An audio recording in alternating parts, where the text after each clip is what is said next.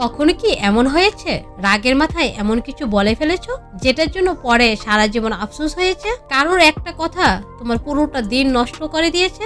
মন খারাপ হলে কিছুই করতে ইচ্ছে করে না, অথচ জানো এই মুহূর্ত শক্ত থাকা দরকার। একটা সত্য বলি, আমাদের জীবন ধ্বংস করে পরিস্থিতি না, আমাদের জীবন ধ্বংস করে আমাদের নিয়ন্ত্রণহীন আবেগ। আজকের এই ভিডিওতে আমরা জানবো কিভাবে আবেগকে দমন না করে আবেগের মালিক হওয়া যায়।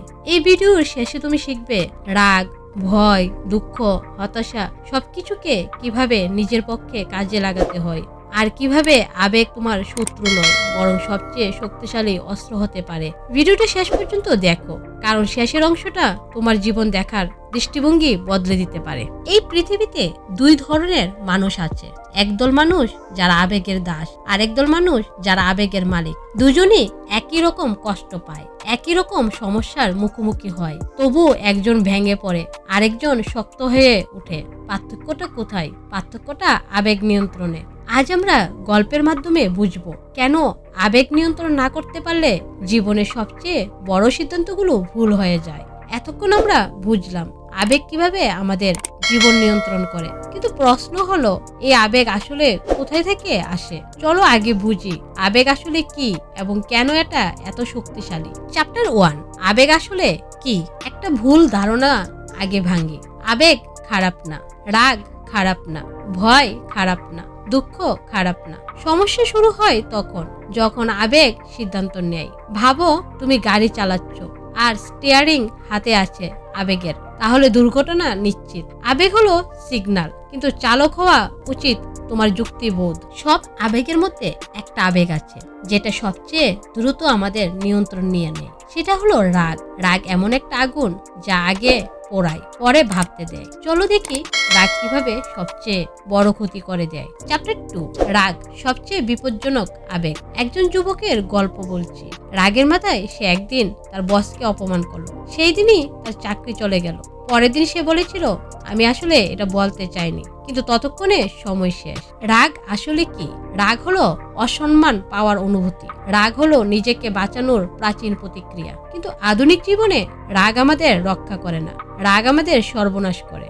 রাগ নিয়ন্ত্রণের নিয়ম হলো প্রতিক্রিয়া দিও না, বিরতি নাও, 10 সেকেন্ড নীরব থাকো, নিজেকে জিজ্ঞেস করো এই রাগ 5 বছর পরও কি গুরুত্বপূর্ণ হবে? রাগ চিৎকার করে কিন্তু ভয় ফিসফিস করে। রাগ মানুষকে ভাঙে বাইরে থেকে, ভয় মানুষকে ভাঙে ভেতর থেকে। এবার চলো এই নীরব কিন্তু ভয়ঙ্কর আবেগটার দিকে তাকাই। চ্যাপ্টার 3, ভয় মনের তৈরি করা মিথ্যা শত্রু। ভয় বলে তুমি পারবে না, তুমি যথেষ্ট ভালো নও, লোকে কি বলবে। 90% ভয় কখনো বাস্তবে ঘটে না।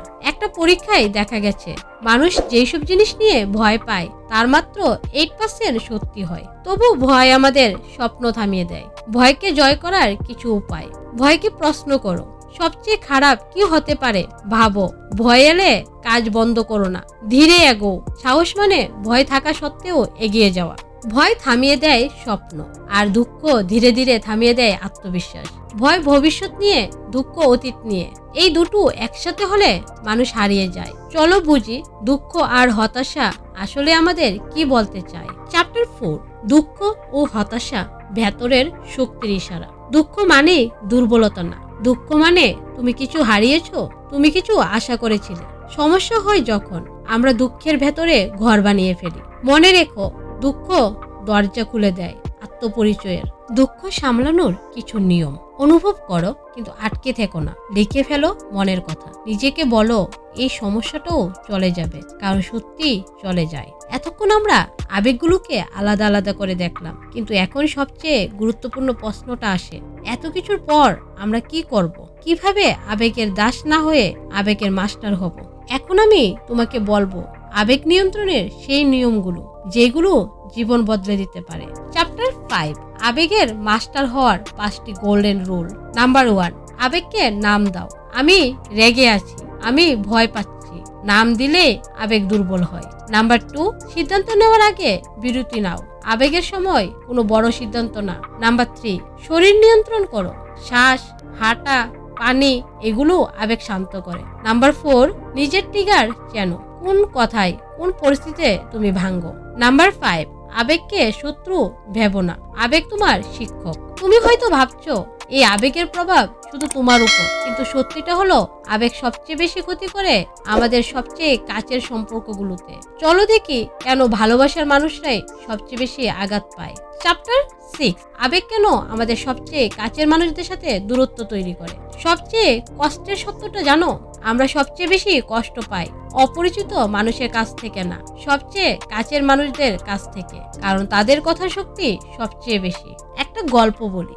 একজন মা প্রতিদিন তার ছেলেকে বলতেন, তুই কিছুই পারবি না। মা খারাপ ছিলেন না, কিন্তু তার আবেগ নিয়ন্ত্রণের ছিল না। ছেলেটা বড় হলো, কিন্তু নিজের উপর বিশ্বাস হারালো। কথা একবার বের হলে আর ফিরে আসে না।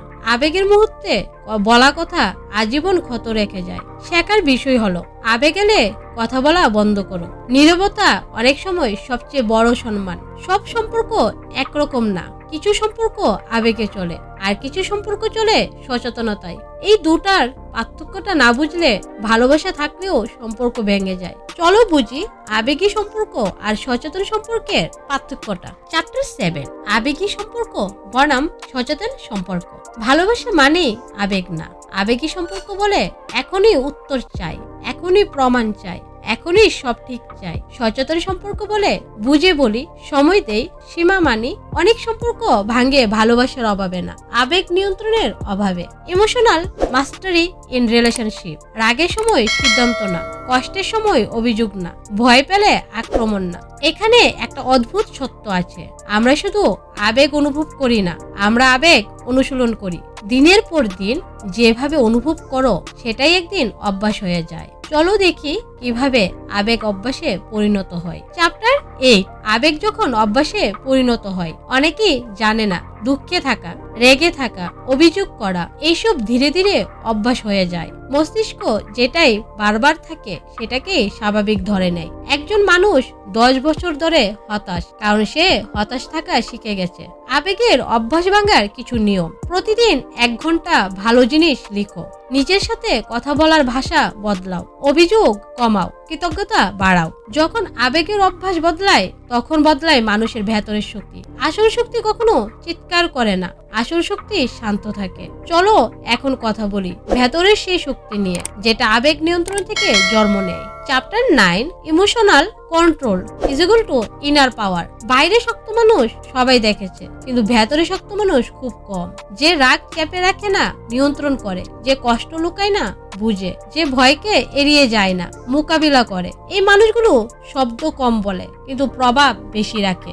মনে রেখো, যে নিজেকে জিততে পারে সে দুনিয়াকে হারাতে ভয় পায় না। কিন্তু শক্তিশালী হতে গেলে শুধু শক্তি বাড়ালেই হয় না, যেটা ভেতরে জমে আছে সেটা আগে পরিষ্কার করতে হয়। চলো শুরু করি মনের ভেতরের একটা পরিষ্কার অভিযান। চ্যাপ্টার 10, ইমোশনাল ডিটক্স মানে মনের পরিষ্কার অভিযান। প্রতিদিন শরীর পরিষ্কার করো, কিন্তু মনের ভেতরে জমে থাকে পুরনো অপমান, অসমাপ্ত কথা, চাপা কষ্ট। Emotional detox routine. রাতে ঘুমানোর আগে প্রশ্ন করো, আজ আমি কি ছেড়ে দিতে পারি। ক্ষমা করো নিজেকে আগে। সবকিছু নিজের কাঁধে নিও না, হালকা মনে ভারী জিনিস সম্ভব। এতক্ষণ তুমি যা শুনলে এগুলো শুধু কথা না, এগুলো এমন শিক্ষা যেগুলো প্রতিদিন অনুশীলন করলে জীবন ধীরে ধীরে বদলাতে শুরু করে। এখন শেষের একটা কথাও শুনো, কারণ এখানে পুরো ভিডিওর আসল অর্থ লুকিয়ে আছে। আজ যদি তুমি আবেগ নিয়ন্ত্রণ না করো, কেউ তোমাকে সহজেই ব্যবহার করবে। ছোট্ট ঘটনা বড় ক্ষত তৈরি করবে, নিজের সম্ভাবনা নিজেই নষ্ট করবে। কিন্তু যেদিন তুমি আবেগের মালিক হবে, তোমাকে কেউ ভাঙতে পারবে না। তুমি চাপের ভেতরেও শান্ত থাকবে, তোমার সিদ্ধান্ত হবে শক্ত ও পরিষ্কার। মনে রেখো, তুমি আবেগ নও, তুমি আবেগ অনুভব করো। আজ তুমি যদি আবেগ শিখে যাও, তাহলে ভবিষ্যতে তুমি তোমাকে ধন্যবাদ দেবে। কারণ সবাই রাগ করতে পারে, সবাই কষ্ট পেতে পারে, সবাই অভিযোগ করতে পারে, কিন্তু সবাই আবেগের মাস্টার হতে পারে না। তুমি যদি এই ভিডিও এখন পর্যন্ত দেখে থাকো, তার মানে তুমি আলাদা হতে চাও, আর আলাদা মানুষরাই জীবনটাকে আলাদাভাবে তৈরি করে। আর যদি এই ভিডিওর কোনো একটা লাইনও তোমার মনের সাথে কথা বলে, তাহলে এই ভিডিওটা শেয়ার করো, কারো জীবনে খুব দরকার হতে পারে। চ্যানেলটি সাবস্ক্রাইব করো, কারণ এখানে আমরা শুধু বইয়ের সারাংশ দেই না, আমরা জীবন গড়ার ভাষা শিখি, আমরা মনের শক্তি আবিষ্কার করি। পরের ভিডিওতে জানবো কিভাবে চাপের ভেতরে শান্ত থাকা যায়। ততদিন পর্যন্ত মনে রেখো, পরিস্থিতি তোমাকে নিয়ন্ত্রণ করবে না, আবেগ তোমার মালিক না, তুমি তোমার আবেগের মাস্টার। ম্যাটার। এই ভিডিও শুধু শোনার জন্য না, এই ভিডিও বাঁচার জন্য। আজ থেকে কথা বলার আগে অনুভব করো, প্রতিক্রিয়া দেওয়ার আগে ভাবো, আবেগের উপর নয় বুদ্ধির উপর ভরসা রাখো। কারণ তুমি দুর্বল নও, তুমি হারানো নও, তুমি শুধু নিজের আবেগ চিনতে শেখোনি, আর আজ তুমি সেই শেখাটা শুরু করলে। যদি আজকের এই ভিডিওটি তোমাকে একটু হলেও শান্ত করে থাকে, তাহলে ধরে নিও এই সময়টা সার্থক। কারণ যে মানুষ নিজের আবেগ বুঝে ফেলে সে আর সহজে ভাঙে না।